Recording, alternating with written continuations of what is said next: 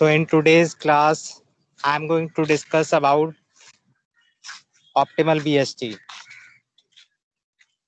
Okay, so before discussing optimal BST, actually I want to tell you that how many BST are possible. If there are n number of keys, so how many binary search trees are possible, and why there is a need for algorithm to find optimal BST. ठीक है.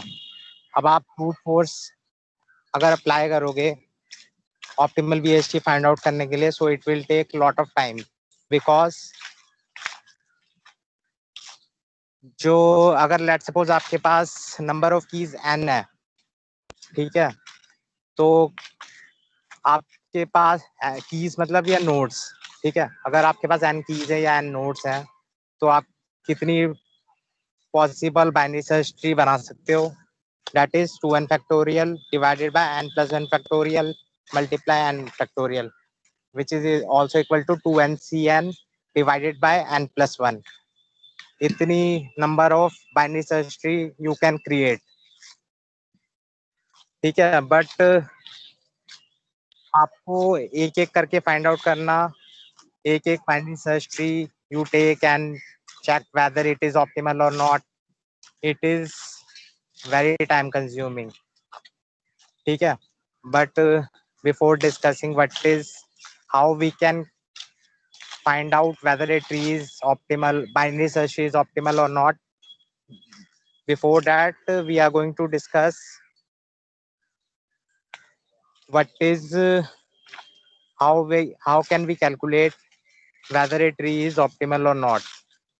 Okay, so in this case it is basically a binary search tree. So binary search tree की क्या property होती है कि जो भी root के लेफ्ट साइड में नोड्स होते हैं दैट आर स्मॉलर, और जो भी रूट के राइट साइड में जो नोड्स होते हैं that are greater.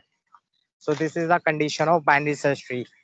In optimal binary search tree, we also assume that जो भी रूट के लेफ्ट में नोड्स होंगे दे आर स्मॉलर, और जो भी रूट के राइट में होंगे they are greater than the root.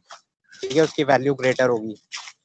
So in this case, but we have to figure out whether a tree is optimal or not. So now we will focus on how can we calculate that. So we need 3 tables for this. ठीक है, so one table is E table, one table is W table, and one table is root table. So I will tell you how we can use these tables to find the structure of the tree that is optimal. ठीक है, कौन सी tree optimal होगी, और इन तीनों table का हम use करके find out करेंगे कि कौन सी जो ट्री है वो ऑप्टिमल है. So it is more easier to find out using these tables rather than searching each tree whether it is optimal or not. You by using brute force approach. So it's better to use these tables, and we apply dynamic programming in this to find out whether a binary search tree is optimal or not. So let's take an example. So let's suppose आपके पास कुछ keys given होंगी in the sorted order. ठीक है, K1 से लेकर K2, K3, K4 up to Kn. So उन सब की कुछ ना कुछ प्रोबेबिलिटी होगी कि वो आपको की बाइनरी सर्च ट्री में मिलेगी या नहीं मिलेगी. सो उसकी कुछ प्रोबेबिलिटी होगी. सो K1 की जो प्रोबेबिलिटी होगी that is P1. So P1 is the probability that आपको वो जो की है K1 वो उस बाइनरी सर्च ट्री में मिलेगी या नहीं मिलेगी, मतलब उसकी कितनी प्रोबेबिलिटी है, कितने चांसेस हैं. ठीक है, सिमिलरली आपके पास K2 एक की होगी, उसकी प्रोबेबिलिटी कितनी होगी P2. तो उससे दैट मीन्स उसके कितने 10% चांसेस हैं उस की में, उस बाइनरी सर्च ट्री में मिलने के। Similarly for K3 K4 up to Kn। ठीक है, लेकिन ऐसा भी हो सकता है कि कुछ कीज ऐसी हो जो आपको बाइनरी सर्च ट्री में मिले ही ना। ठीक है, सो उनको हम बोलते हैं डमी कीज, जो आपको उस बाइनरी सर्च ट्री में मिलेंगी ही नहीं, लेकिन उनकी जो प्रोबेबिलिटी है वो भी मैटर करेगी। सो जो लेट्स सपोज कोई आपको की फाइंड आउट करनी है, ठीक है, लेट्स सपोज एक ट्री है आपके पास, मैं आपको डेमो ही दिखाता हूँ फिगर में। So let's suppose these are two trees, ठीक है, और एक ट्री है जिसमें K2 इज द रूट, और दूसरी ट्री है उसमें भी K2 is the root, but जो ओवरऑल स्ट्रक्चर है that is the different. So K2 is the root, then उसके जो लेफ्ट चाइल्ड है दैट इज K1, और K4 is the right child in the first tree. ठीक है, और D0 is the dummy की, मतलब ये ट्री में प्रेजेंट नहीं है। D0 D1 D2 D3 D4 D5 ये ट्री में प्रेजेंट नहीं है, और लेकिन आप इसको भी सर्च करना चाहते हो, लेकिन ये उसमें प्रेजेंट नहीं है, लेकिन तब भी ये टाइम तो लगी, सर्च करने का टाइम तो लेगी लेगी, क्योंकि आप इसको ट्री में सर्च तो कर रहे हो, लेकिन ये मिल ही नहीं है हमें। ठीक है, लेट्स सपोज आप बिग बाजार जाते हो, तो वहां पे अगर आप कोई आइटम बोलते हो उसको काउंटर पे कि मुझे ये आइटम चाहिए, ठीक है, तो फिर let's suppose K2 is the item जो आपको चाहिए, और वो काउंटर पे ही पड़ा हुआ है।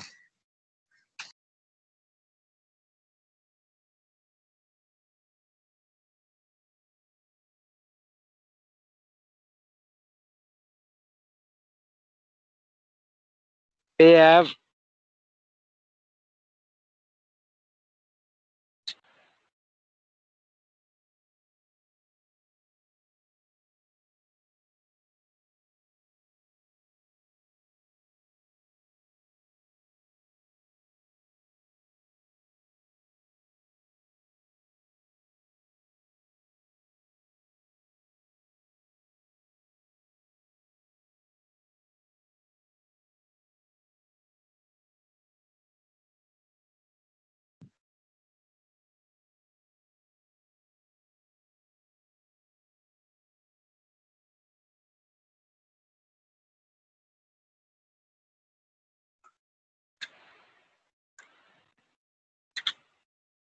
तो जो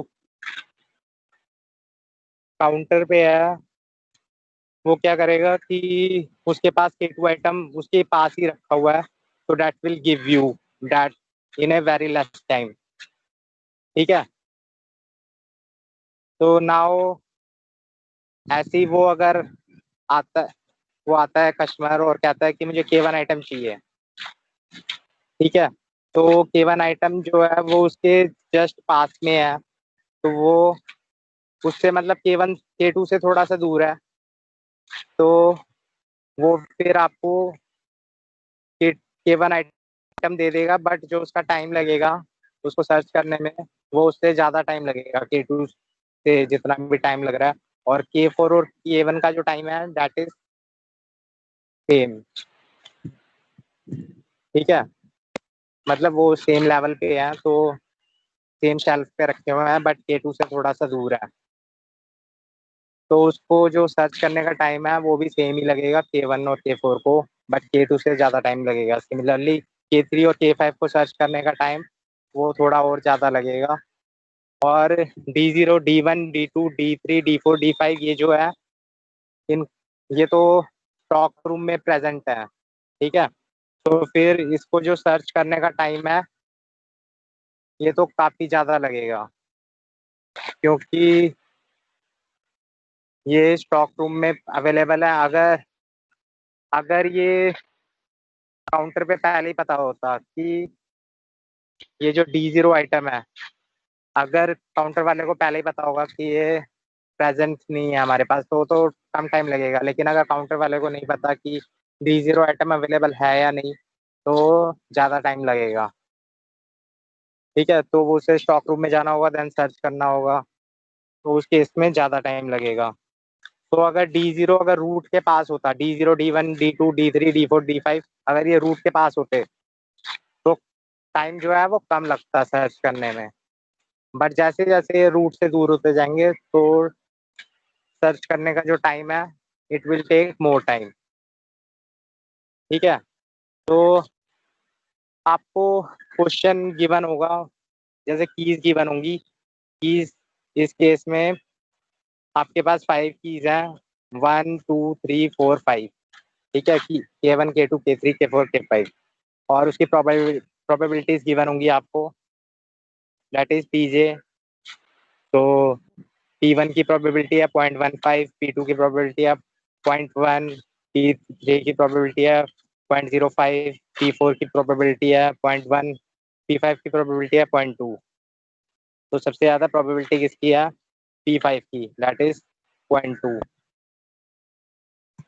ठीक है, और सिमिलरली जो डमी कीज है, तो D0 की जो प्रोबेबिलिटी है दैट इज Q0, उसकी प्रोबेबिलिटी कितनी है? 0.05। ऐसे सिमिलरली फॉर D1 की प्रोबेबिलिटी क्या है? Q1, तो विच इज इक्वल टू 0.1। और D2 की क्या प्रोबेबिलिटी है? Q2, that is 0.05।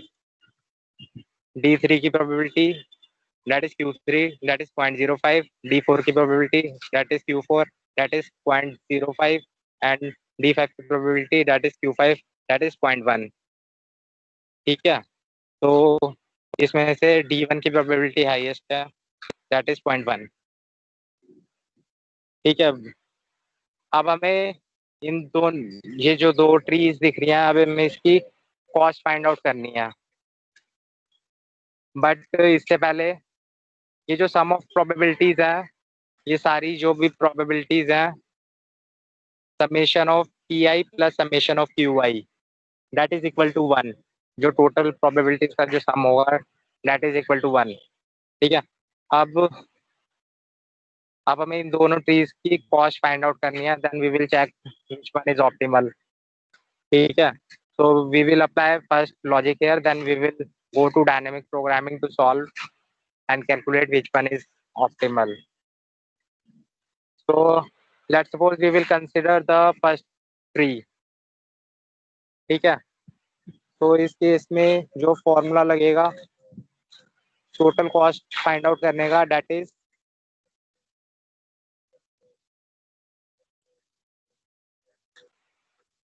Probability into depth plus 1।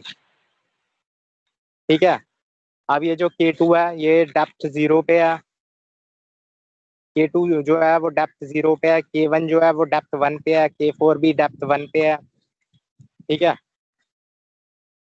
और D0 D1 K3 K5 ये डेप्थ 2 पे है। ठीक है, और D4 और D5 जो है वो डेप्थ 3 पे है।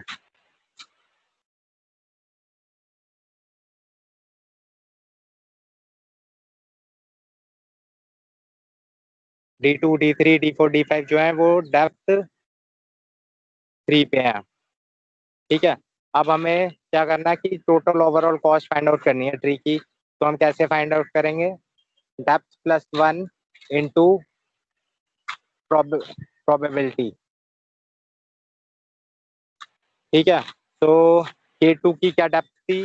0, तो 0 + 1, K2 की डेप्थ 0 थी, तो 0 + 1 इंटू इसको कंपेयर करने में कितना टाइम लग रहा है, मतलब सर्च करने में कितना टाइम लग रहा है, प्रोबेबिलिटी कितनी है इसकी, दैट इज 0.1। तो 0.1 इज द कॉस्ट।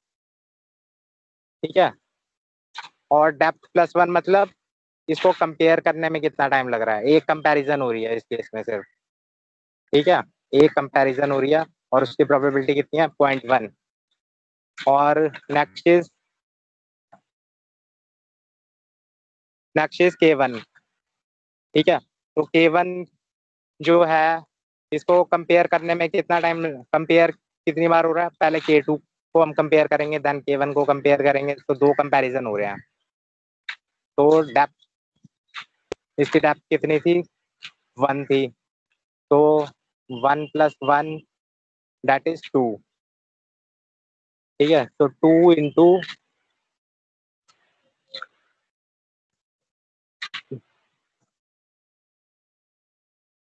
K1 की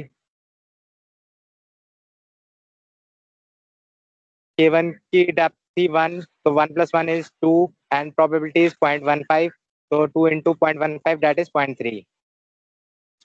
ठीक है, सिमिलरली फॉर, अब हम K4 के लिए फाइंड आउट करेंगे, तो K4 की भी जो डेप्थ है दैट इज 1, और इसमें जो कंपैरिजन लग रहे हैं वो दो कंपैरिजन लगेंगे, पहले K2 कंपेयर होगा देन K4 कंपेयर होगा, तो दो कंपैरिजन होंगे और डेप्थ इसकी जो थी 1, तो 1 + 1 दैट इज 2, तो 2 इंटू प्रोबेबिलिटी, तो K4 की कितनी प्रोबेबिलिटी है 0.1। ठीक है, तो 2 इंटू 0.1 दैट इज 0.2। ठीक है, now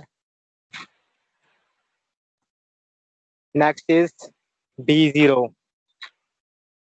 D0 is on, D0 की क्या डेप्थ है, डेप्थ इज 2। ठीक है, तो 2 + 1 विच इज इक्वल टू 3, और इसकी प्रोबेबिलिटी क्या है 0.05, so that comes out to be 0.15. Similarly, for other nodes as well, we can find out the cost of each and every node. So the total cost comes around to be 2.8। ठीक है, so total cost जो भी, जो first tree की जो cost आ रही है वो cost comes around to be 2.8, but जो फर्स्ट ट्री है, जो सेकंड ट्री है, उसकी जो कॉस्ट आएगी that comes around to be 2.75। ये जो सेकंड ट्री आपको दिख रहा है जिसमें K2 है top most, then K1 left side, K5 right side. ठीक है, इसकी जो कॉस्ट आएगी that comes around to be 2.75। तो अब हमें ये देखना है कि किसकी मिनिमम है, 2.75 इज द मिनिमम। तो ऐसी लेट सपोज आपके पास n नोड्स होती, तो कितने सारे आपको ट्रीज गिवन होते कि इतनी सारी ट्रीज आपको फाइंड आउट करने पड़ते, और हर बार एक एक अलग अलग रूट लेना पड़ता। ठीक है, और you have to find out which one is the optimal, so it will take more time. तो अगर आप ऐसे थ्योरेटिकली कंप्यूट करोगे तो it will take more time. So, but in this case, you have to figure out that कि जो second tree है that is unbalanced. ठीक है, सेकंड जो ट्री है वो अनबैलेंस्ड है, बट जो फर्स्ट ट्री है वो बैलेंस्ड है। बट जो सेकंड ट्री है वो तब भी ऑप्टिमल आ रही है, अनबैलेंस्ड है तब भी वो ऑप्टिमल आ रही है। ठीक है, तो it doesn't matter whether it is balanced or not, but it can come out to be optimal। और सेकंड पॉइंट जो आपको नोटिस करना है कि अगर किसी की प्रोबेबिलिटी ज्यादा होती है, किसी की को सर्च करने की प्रोबेबिलिटी अगर ज्यादा है, तो जैसे इसमें K5 की जो प्रोबेबिलिटी है डेट इज 0.2, तो ये सबसे ज्यादा है सब में से, तो इसको सब रूट के सबसे पास होना चाहिए था। बट जो ऑप्टिमल कॉस्ट आ रही है, जो ऑप्टिमल ट्री जो बन रहा है उसमें K2 is the root node. ठीक है, वो रूट के सबसे पास है। तो आप टेबल को देख के ये जज नहीं कर सकते कि कौन सा इसमें रूट होगा, कौन सा जो है, जो कौन सी की रूट के सबसे पास होगी, बिकॉज K5 की जो है प्रोबेबिलिटी वो हाईएस्ट है, बट जो K2 है इसमें वो रूट के सबसे क्लोजेस्ट है, ठीक है। तो बेसिकली इसमें सबकी ओवरऑल प्रोबेबिलिटीज को कंसिडर करा हुआ है, इसलिए ये जो सेकंड ट्री आ रही है ये ऑप्टिमल आ रही है। Okay, so this is the case in which we have discussed about two trees and find out that second tree is the optimal one.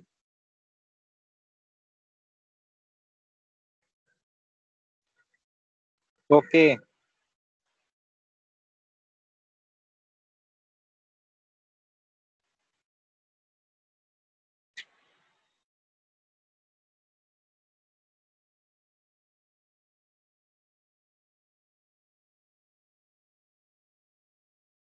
so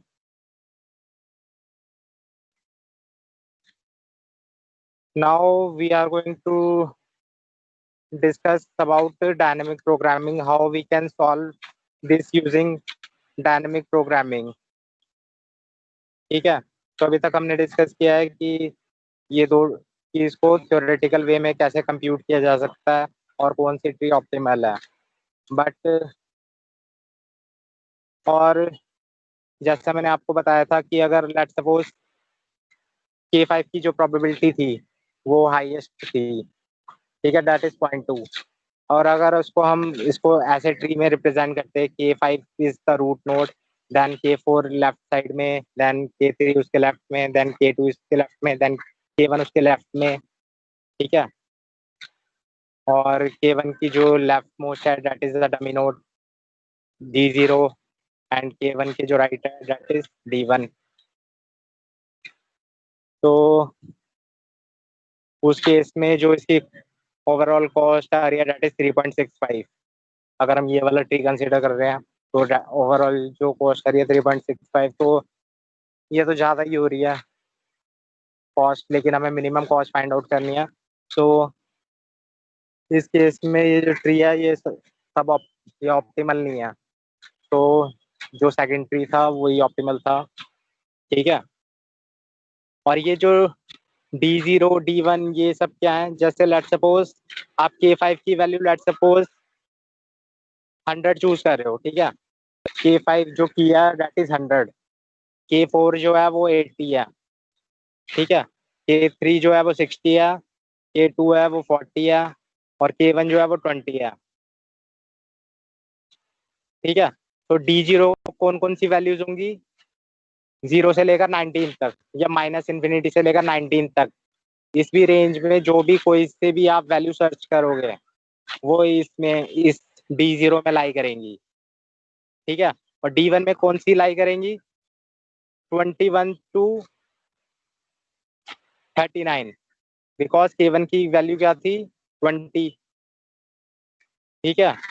और K3 की क्या वैल्यू है 40, तो D1 किस रेंज में लाई करेगा,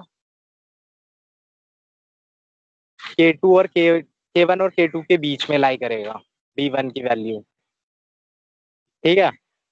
D1 की वैल्यू K1 और K2 के बीच में लाई करेगी, तो दैट इज 21 to 39। अगर आप कोई भी वैल्यू सर्च करना चाहोगे तो अगर आपको वो नहीं मिली तो ये सब डमी कीज हैं, मतलब ये आपको ट्री में मिलेंगी नहीं, लेकिन अगर आप इनको भी सर्च करोगे तो टाइम तो लगेगा ही उसमें overall. so this is the scenario now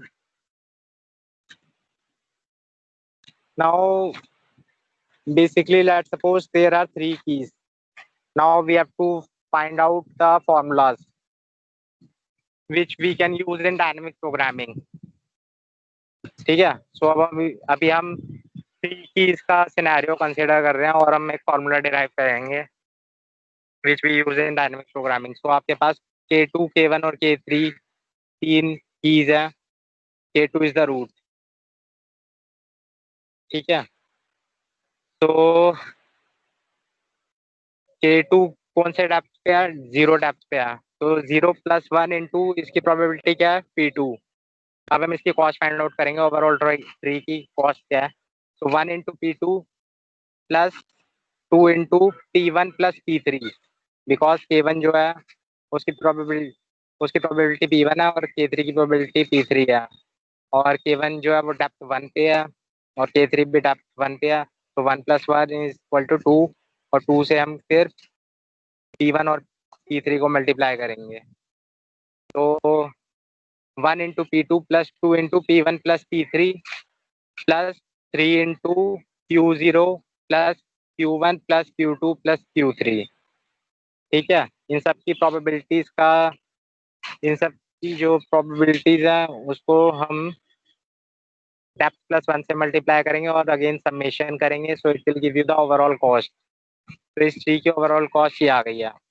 अब लेट्स सपोज हमें लेफ्ट सब ट्री जो है that is in which K1 is the root, अब हमें इसकी कॉस्ट फाइंड आउट करनी है। ठीक है, अब बस हमें लेफ्ट सब ट्री की कॉस्ट फाइंड आउट करनी है पहले, इन which K1 is the root, तो उसकी क्या होगी 1 into P1 plus 2 into Q1 plus Q0 plus Q1। ठीक है, सिमिलरली राइट सब ट्री की कॉस्ट क्या होगी, अभी हम सिर्फ इसको इंडिविजुअल कंसिडर कर रहे हैं अब। ठीक है, तो राइट सब ट्री की कॉस्ट क्या होगी 1 into P3 plus 2 into Q2 plus Q3। तो this is the cost of right sub tree. ठीक है, अब हम ओवरऑल कॉस्ट और जो इंडिविजुअल सब ट्रीज हैं इनकी कॉस्ट जो है उसके लिए उसको कंबाइन करके हम एक फॉर्मूला डिराइव करेंगे। तो जो ओवरऑल कॉस्ट जो ट्री की आ रही है उसको हम लेफ्ट सब ट्री और राइट सब ट्री की टर्म्स में लिखेंगे। ठीक है, तो जब आप ओवरऑल जो कॉस्ट है ये ट्री की उसमें से अगर आप लेफ्ट सब ट्री की कॉस्ट और राइट सब ट्री की कॉस्ट सब्ट्रैक्ट करोगे, ठीक है, ओवरऑल कॉस्ट में से लेफ्ट सब ट्री की कॉस्ट और राइट सब ट्री की कॉस्ट जो अभी निकल के आई है उसको सब्ट्रैक्ट करोगे, तो आपके पास क्या क्या बचेगा, दैट इज 1 into P1, ठीक है, plus Q0 plus Q1 plus P3 plus Q2 plus Q3, इतना तो बचेगा ही, और प्लस 1 into P2 ये भी बचेगा।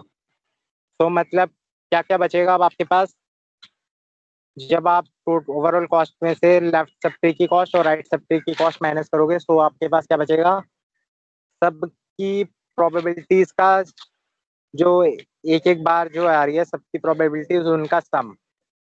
ठीक है, तो that is P2 plus P1 plus P3 plus Q0 plus Q1 plus Q2 plus Q3।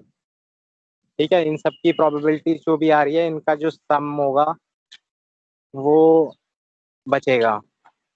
ठीक है, तो now how can we write this, तो overall cost is equal to cost of left sub tree plus cost of right sub tree plus PR plus P2 plus P1 plus Q0 plus Q1 plus P3 plus Q2 plus Q3। ठीक है, इसको हम ऐसे भी लिख सकते हैं, so overall cost is equal to cost of left sub tree plus cost of right sub tree plus सबकी जो प्रोबेबिलिटीज आ रही है उन सब का जो सम है। ठीक है, तो जो ओवरऑल कॉस्ट है उसको हम E से डिनोट करते हैं। ठीक है, और जो की की रेंज है that is from I to J, की कहाँ से कहाँ तक है, I to J तक है। ठीक है, तो EIJ इक्वल टू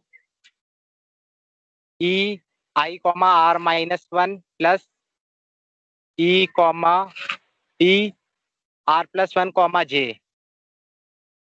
ठीक है, plus sum of all the probabilities of the keys that is summation I equal to L equal to I to R-1 PI। ठीक है, ये कौन सी प्रोबेबिलिटीज है? लेफ्ट सब ट्री की जो भी प्रोबेबिलिटीज है, लेफ्ट सब ट्री की। लेफ्ट सब ट्री कहाँ से कहाँ तक रेंज कर रहा है? I2 R-1, और राइट सब ट्री कहाँ से कहाँ तक रेंज कर रहा है? R+1 to J। और रूट रूट नोड जो है वो है KR is the root node. और जो लेफ्ट सब ट्री है वो कहाँ से कहाँ तक है? I2 R-1 तक। और जो राइट सब ट्री है वो कहाँ से कहाँ तक है? R+1 से लेकर J तक। और जो ओवरऑल जो है वो कहाँ से कहाँ तक है? I to J तक। ठीक है, सो अब हम ये केस कंसिडर कर रहे हैं। सो इस केस में EIJ = EI, I, R-1, that is the left sub tree की cost, plus ER+1, J, that is the cost of right sub tree, plus अब मैंने बताया था कि सबकी जो प्रोबेबिलिटीज है उनका जो सम, तो PR plus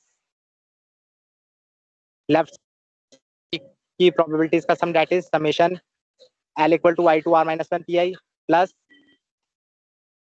summation of L = R+1 up to J PR। ये राइट सब ट्री की प्रोबेबिलिटीज का सम है। ठीक है, प्लस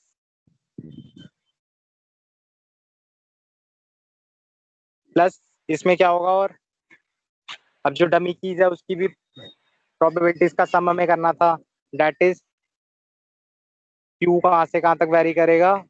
I-1 से, बिकॉज Q कहाँ से स्टार्ट हो रहा है? Q0 से स्टार्ट हो रहा है, तो I-1 से लेकर J तक।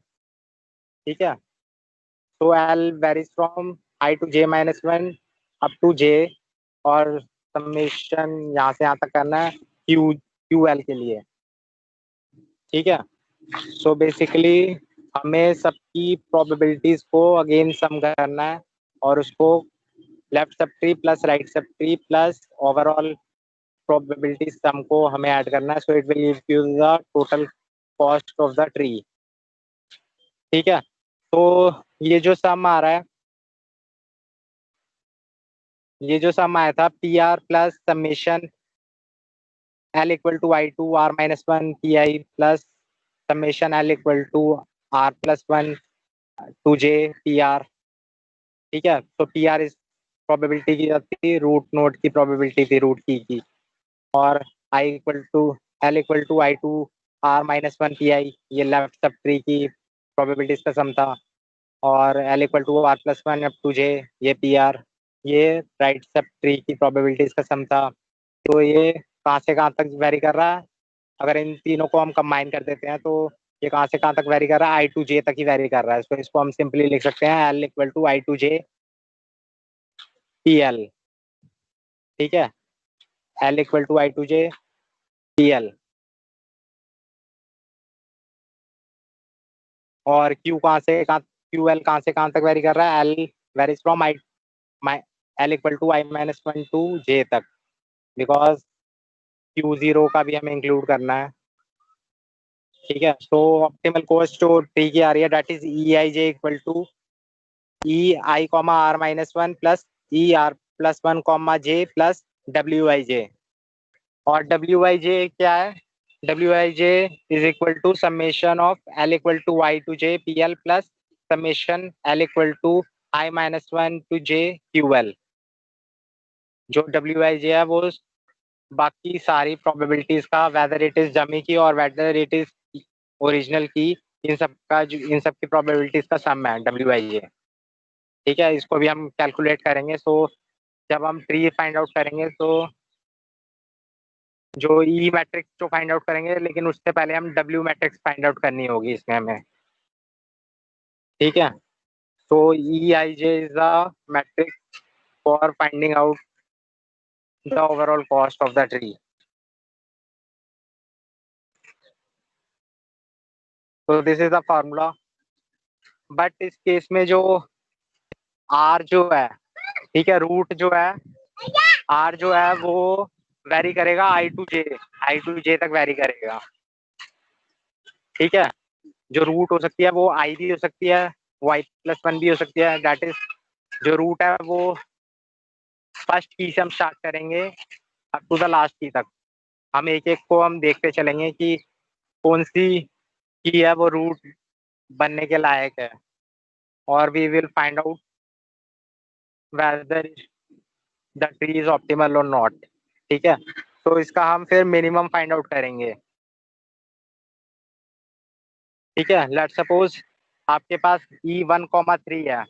अभी आपको कोई सेल निकालना है E1,3, इट मीन इसमें आपके पास 3 कीज है, और आर कहाँ से कहाँ तक वैरी करेगा, 1 to 3 तक।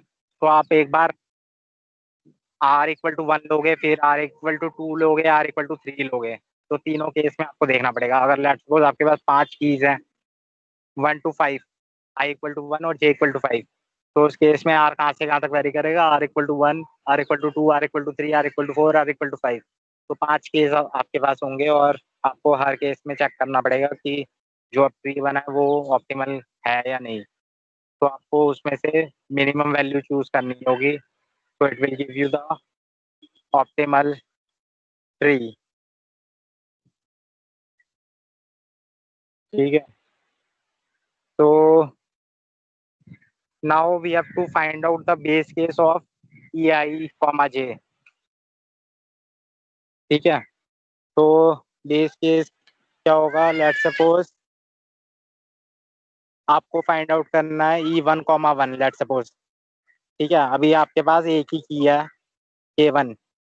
E1,1 में आपको फाइंड आउट करना है। E1,1 मतलब आपके पास एक ही की है, दैट इज K1। और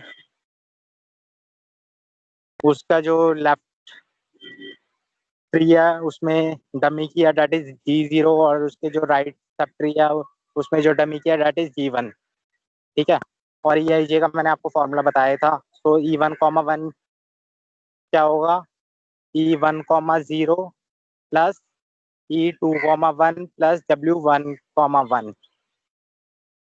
फॉर्मूला ऊपर लिखा भी हुआ है। ठीक है, तो E1,0 क्या होगा, E1,0 मतलब आप E1,0 मतलब ये अनडिफाइंड है। ठीक है, ये ट्री में कोई प्रेजेंट ही नहीं है कि E1,1 अगर होता तो उसमें एक ही प्रेजेंट होती, क्योंकि जो इंडेक्स से स्टार्ट है that is from I to J, और J जो है वो ज्यादा ही होना चाहिए I से। बट इस केस में जो J है वो कम है E1,0 में। तो E1,0 में it will go to the left sub tree of K1। ठीक है, सो दैट इज D0। तो डमी की को सर्च करने में भी टाइम तो लगेगा ही, तो उसमें कितना टाइम लगेगा, दैट इज Q0। ठीक है, तो E1,0 की कॉस्ट कितनी आएगी, दैट इज Q0। ठीक है, सिमिलरली E2,1 को जब हमें फाइंड आउट करना है तो वो कहाँ पे जाएगा, K1 के राइट साइड में जाएगा, और K1 के राइट साइड में क्या है, दैट इज G1। ठीक है, अब D1 को भी सर्च करने में कुछ तो टाइम लगेगा ही, चाहे वो ट्री में प्रेजेंट नहीं है लेकिन टाइम तो लगेगा ही। तो उसको कितना टाइम लगेगा, दैट इज Q1। ठीक है, क्योंकि probability of D1 is Q1। तो E1,0 is Q0 and E2,1 is Q1। तो सिमिलरली अगर आपके पास ये होता है EI,I-1, EI,I-1, तो उस केस में क्या वैल्यू होगी उसके पास assign, which is equal to Q-1, या EIJ=QJ इफ J=I-1। ठीक है, अगर J की वैल्यू I-1 होगी इस केस में, तो जो EIJ आएगा दैट इज QJ। ठीक है, और अगर J greater than equal to I होगा, तो उस केस में क्या फॉर्मूला होगा EIJ का, equal to minimum of EI,R-1 plus CR+1, J plus WIJ। और WIJ के लिए अभी मैं बताऊंगा कि कैसे फॉर्मूला डिराइव होगा। और इसमें R रेंज कर रहा है I to J। ठीक है, रूट कुछ भी हो सकती है, I भी हो सकता है I+1 अप टू J। तो हमें हर एक के लिए हमें देखना पड़ेगा, और फिर चेक करना पड़ेगा weather the tree is optimal और नॉट। तो दिस इज द सिनेरियो। अगर लेट्स सपोज आई 1 है और j इक्वल टू n है, तो उस केस में ये फॉर्मूला होगा E1 comma n equal to minimum of E1 comma r minus one plus E R plus one comma n plus W1 comma n। ठीक है, मिनिमम इसका फाइंड आउट करना पड़ेगा और r कहाँ से कहाँ तक रेंज करेगा, 1 to n तक। ठीक है, if j is greater than equal to i, अगर ये केस होगा तो, अगर j equal to i minus one होगा, so then E I comma I minus 1 is equal to qi minus 1. So this is the case. Now we have to find out wij और wi comma j minus one. अब हम इसके बीच में कोई formula derive करेंगे। ठीक है, तो wij आपको पता था कि sum of probabilities of all the keys. ठीक है, that is summation of l equal to i to j pl plus summation of l equal to i minus one to j ql। ठीक है, क्योंकि dummy की जो probabilities है वो कहाँ से कहाँ तक स्टार्ट हो रही है, Q0 से लेकर क्यू QJ तक, और जो ओरिजिनल कीज है उनकी प्रोबेबिलिटीज कहाँ से स्टार्ट हो रही है, P1 से लेकर, दैट इज इस केस में PI से लेकर PJ तक। ठीक है, तो जो ओरिजिनल कीज है वो एक कम है देन द डमी कीज। तो wij equal to summation of l equal to i to j pl plus summation of l equal to i minus one to j ql। ठीक है, अब नाउ लेट सपोज आप j की जगह j minus one put करते हो, तो उस केस में क्या बनेगा, w i comma j minus one equal to summation of l equal to i to j minus one pl plus summation of l equal to i minus one up to j minus one ql। ठीक है, तो अब इन दोनों को आप q i comma j minus one को अगर आप q w i comma j minus one को अगर आप w i कॉमा j से अगर सब्ट्रैक्ट करोगे, ठीक है, तो आपके पास क्या क्या बचेगा, pj प्लस qj। ठीक है, तो अगर W I comma J minus one को आप डब्ल्यू आई कॉमा जे से सब्ट्रैक्ट करोगे तो आपके पास pj प्लस qj बचेगा। तो we will rearrange the equation, तो it will come out to be W I comma J equal to W I comma J minus one plus pj plus qj।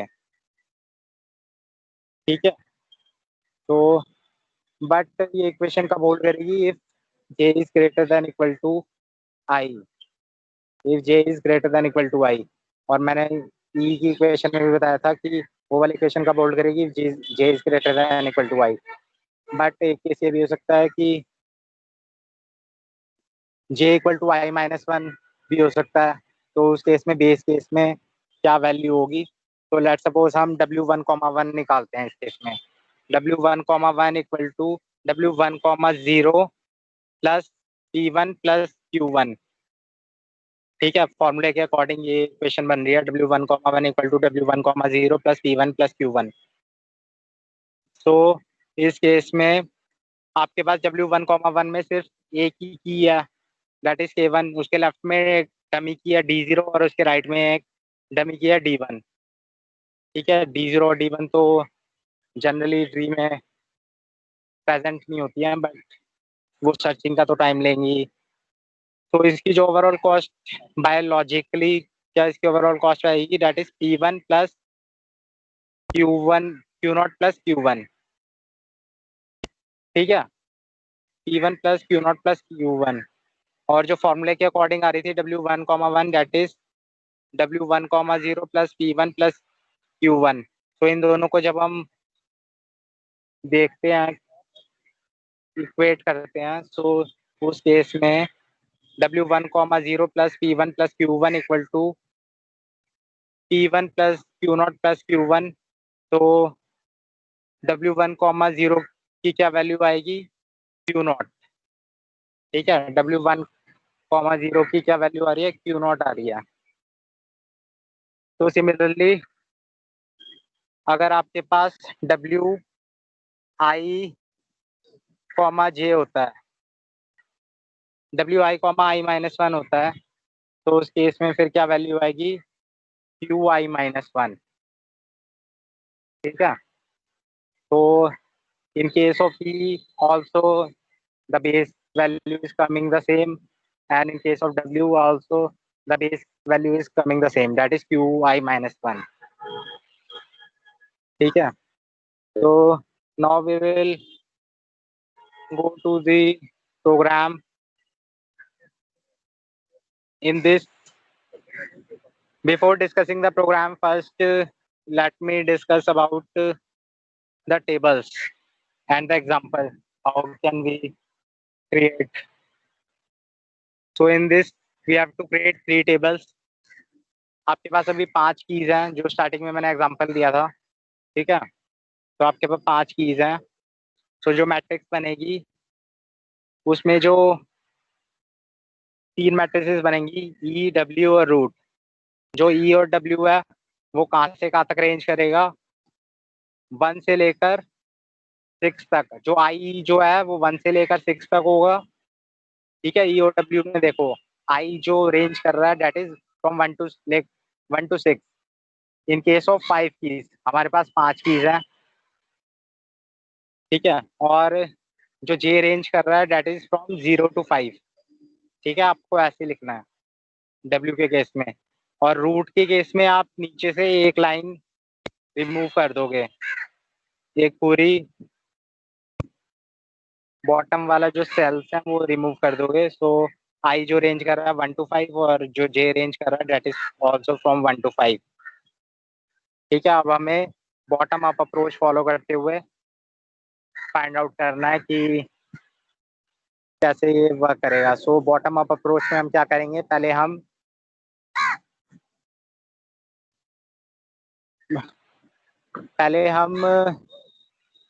0 keys का case लेंगे, then हम 1 keys का case लेंगे, then हम 2 keys का case लेंगे। फिर 2 कीज में से हम देखेंगे कि कौन सी रूट नोड बन सकती है ऑप्टिमल। ठीक है, कौन सी रूट नोड हम कंसिडर करें जिससे जो ट्री है वो ऑप्टिमल बने।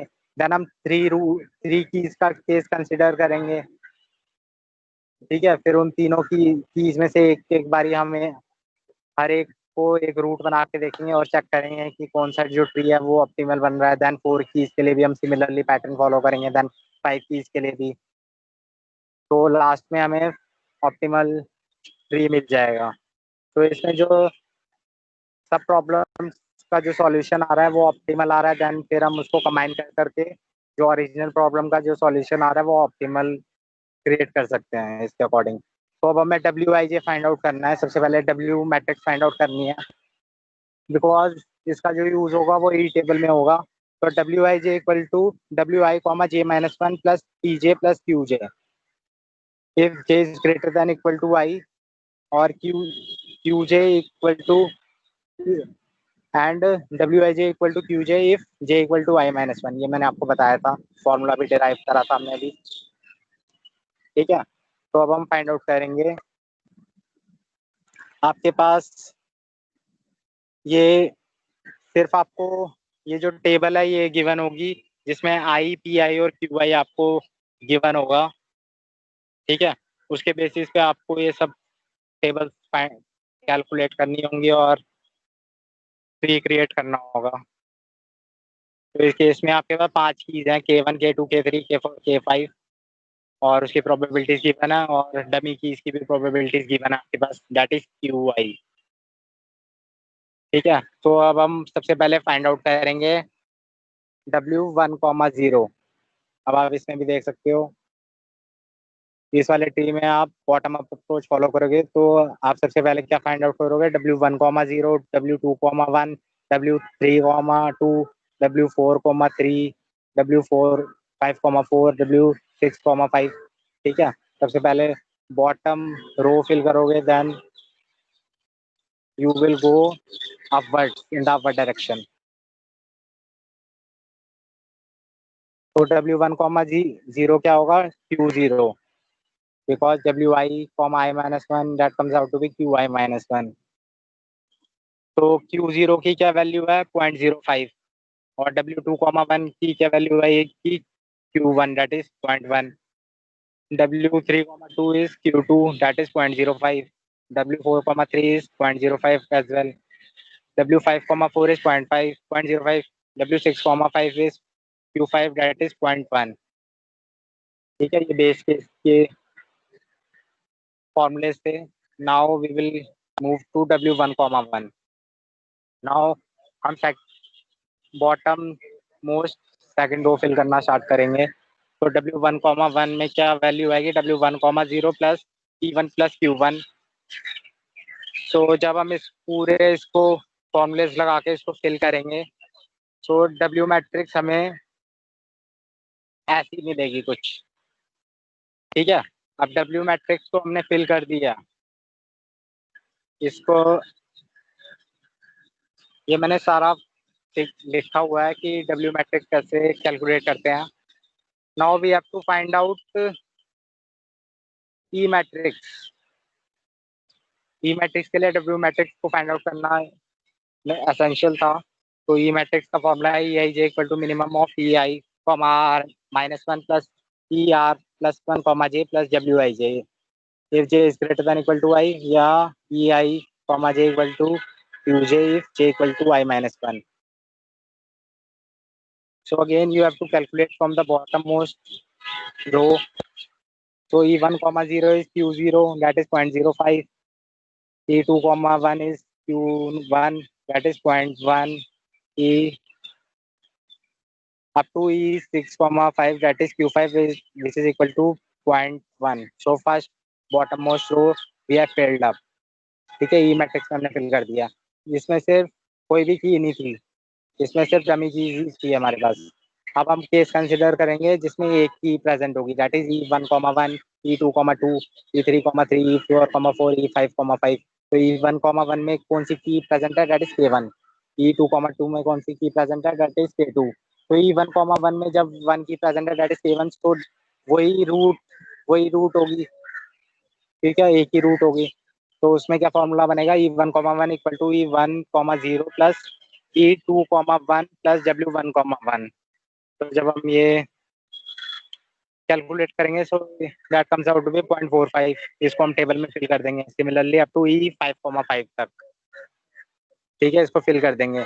नाउ टू की केसेस, लेट्स सपोज E1, 2 है.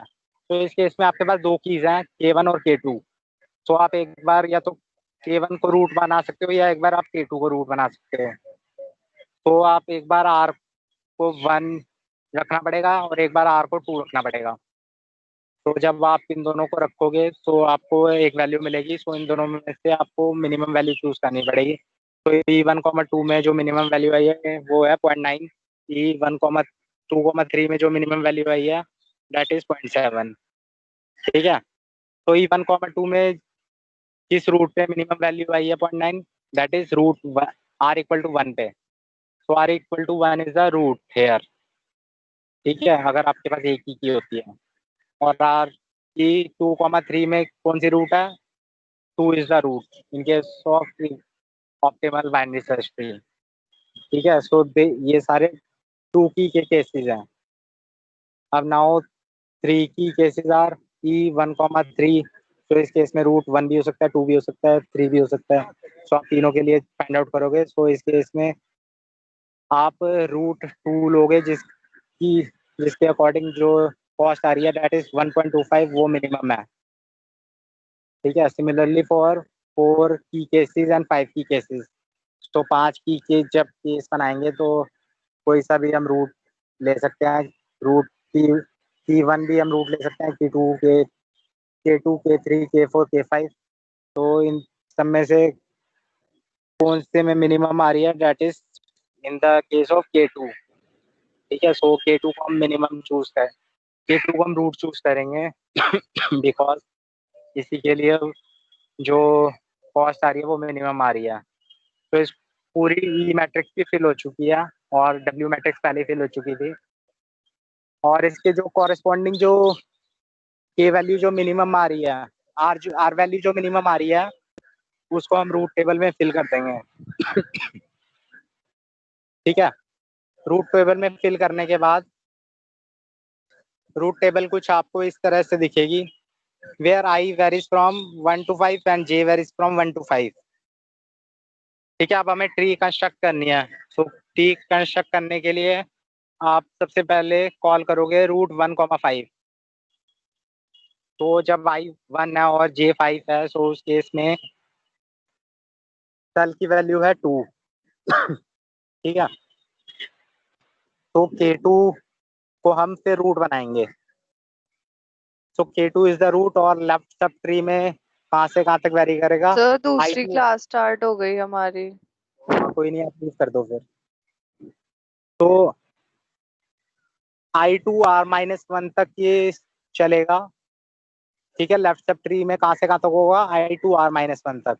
और जो राइट सब ट्री में होगा वो कहाँ से कहाँ तक स्टार्ट होगा? R+1 to J तक। ठीक है, सो और KR is the root here, तो R इज इक्वल टू 2। ठीक है, तो रूट 1,5 में हमने देखा था 2 था, तो K2 इज द रूट। और लेफ्ट में अब कहाँ से कहाँ तक है? I2 R-1, so that is 1 root 1,1। तो जब I1 है और J इक्वल टू 1 है, तो उस केस में आप देखो सेल की वैल्यू क्या है? That is 1। तो आप K1 is the left child of K2 in this case. और जो राइट चाइल्ड क्या होगा? Root of R+1 comma J, तो रूट ऑफ 3,5। और रूट 3,5 में क्या वैल्यू है? That is 5। तो K5 is the right child of K2। ठीक है, अब K5 के लेफ्ट में क्या होगा? रूट 3,4। और K5 के राइट में क्या होगा? रूट 6,5। तो 6,5 तो होल्ड नहीं कर रहा है, बट रूट 3,4 जो है उसमें क्या वैल्यू आ रही है? That is K4। तो K4 is the left child of K4। अब हमें फाइंड आउट करना है K4 के लेफ्ट में क्या होगा और K4 के राइट में क्या होगा। तो K4 के लेफ्ट में क्या होगा? 3 कॉमा रूट 3,3। तो रूट 3,3 में क्या वैल्यू है? That is 3। तो K3 is the left child of K4। और उसके राइट में कुछ भी नहीं होगा, because root 5,4 doesn't exist. So this is the overall tree in which K2 is the root and K1 is the left child of K2 and K5 is the right child of K2 and K4 is the left child of K5 and K3 is the left child of K4. So in this case, जो overall cost आएगी that is the minimum, that is 2.75. ठीक है, so we have used three tables to construct optimal binary search tree having the minimum cost.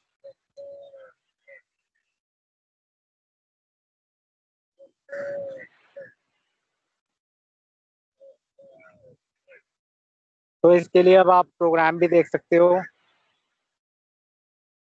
जिसमें starting में जैसे आपको पहला loop है उसमें आप बेस केसेस को इनिशियलाइज कर रहे हो। देन जो अगेन जो लूप्स हैं उसमें आप डब्ल्यू मैट्रिक्स को फिल कर रहे हो। देन अगेन जो लूप है उसमें आप ई मैट्रिक्स को फिल कर रहे हो। So these are the cases and how we can fill the matrices